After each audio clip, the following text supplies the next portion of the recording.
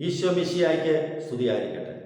യേശുവിൽ ഏറ്റവും സ്നേഹമുള്ളവരെ, പുതുവർഷത്തിൻ്റെ എല്ലാവിധ മംഗളങ്ങളും ആശംസകളും പ്രാർത്ഥനകളും ഒത്തിരി സ്നേഹത്തോടെ നേരുന്നു. ഈ പുതുവർഷത്തിൽ നമ്മുടെ ജീവിതത്തിൽ ഒരു പുതിയൊരു തുടക്കം നമുക്ക് ആവശ്യമാണ്. അതിനായി പരിശുദ്ധാത്മാവ് നമുക്കൊരു ന്യൂ ഇയർ ഗിഫ്റ്റായി ഒരു വചനം നൽകുന്നു.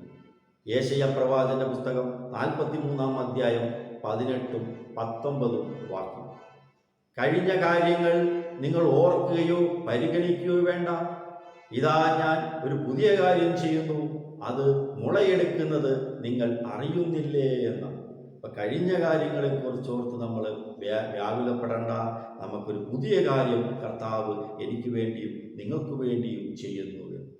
സ്നേഹമുള്ളവരെ, പരിശുദ്ധാത്മാവിൻ്റെ അഭിഷേകത്തോടു കൂടിയുള്ളൊരു ജീവിതം നമ്മുടെ 2026-ൽ നമുക്കുണ്ടാകാൻ വേണ്ടി നമ്മൾ ആഗ്രഹിക്കണം. അതിനുവേണ്ടി നമ്മൾ പരിശ്രമിക്കണം. പരിശുദ്ധാത്മാവിൻ്റെ അഭിഷേകം നമുക്ക് ലഭിക്കണമെങ്കിൽ നമ്മൾ വില കൊടുക്കുവാൻ നമ്മൾ തയ്യാറാണ്. നമുക്കറിയാം, ഈശോയുടെ ജീവിതത്തിൽ 40 ദിവസം മരുഭൂമിയിൽ ഉപവസിച്ച് പ്രാർത്ഥിച്ചതിന് ശേഷം ഈശോ അവിടുന്ന് മടങ്ങുമ്പോൾ ആത്മാവിൽ നിറഞ്ഞ് അവൻ ഗലീലയിലേക്ക് മടങ്ങിയെന്നാണ് പറഞ്ഞത്. ഇതുപോലെ തന്നെ തൻ്റെ ശിഷ്യന്മാർ സെഹിയോൻ ഊട്ടുശാലയിൽ 10 ദിവസം മാതാവിനോടൊപ്പം പ്രാർത്ഥിച്ചു കഴിഞ്ഞപ്പോൾ ഇതാ അവർ പരിശുദ്ധാത്മാവിൻ്റെ അഭിഷേകം അവർക്ക് ലഭിച്ചു. ഇതുപോലെ നമ്മുടെ ജീവിതത്തിലും നമ്മളും വില കൊടുക്കുവാൻ നമ്മൾ തയ്യാറാകണം. നമ്മൾ അതിരാവിലെ നമ്മൾ എഴുന്നേറ്റ് വ്യക്തിപരമായ പ്രാർത്ഥന നമ്മൾ ചൊല്ലുന്നവരായിട്ട് മാറണം. ആ വ്യക്തിപരമായ പ്രാർത്ഥനയിൽ കൂടുതൽ നേരവും കർത്താവ് നമുക്ക് നൽകിയ അനുഗ്രഹങ്ങളെക്കുറിച്ച് ഓർത്ത് നമ്മൾ നന്ദി പറഞ്ഞ് നമ്മൾ പ്രാർത്ഥിക്കണം. നന്ദി പറഞ്ഞ് നമ്മൾ പ്രാർത്ഥിക്കുമ്പോൾ കർത്താവിൻ്റെ അനുഗ്രഹങ്ങൾ നമുക്ക് ഒരുപാട് ലഭിക്കും.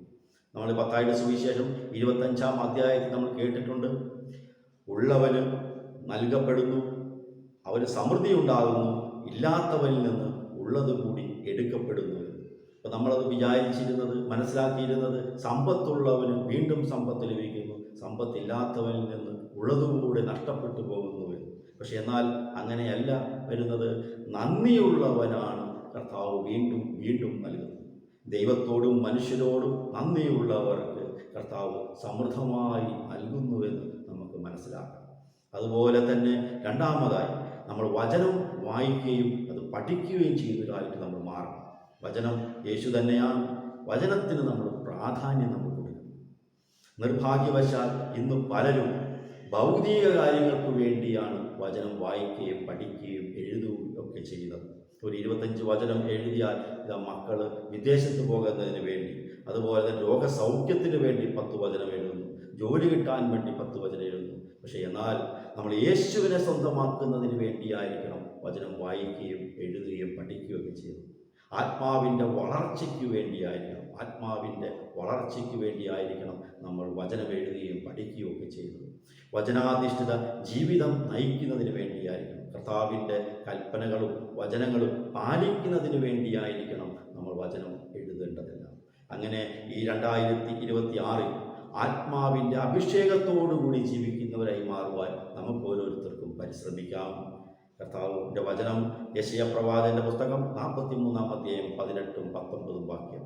കഴിഞ്ഞ കാര്യങ്ങൾ നിങ്ങൾ ഓർക്കുകയോ പരിഗണിക്കുകയോ വേണ്ട. ഇതാ ഞാൻ ഒരു പുതിയ കാര്യം ചെയ്യുന്നു, അത് മുളയെടുക്കുന്നത് നിങ്ങൾ അറിയുന്നില്ലേ. സർവശക്തനായ ദൈവം നമ്മെ ഓരോരുത്തരെയും സമൃദ്ധമായി അനുഗ്രഹിക്കട്ടെ.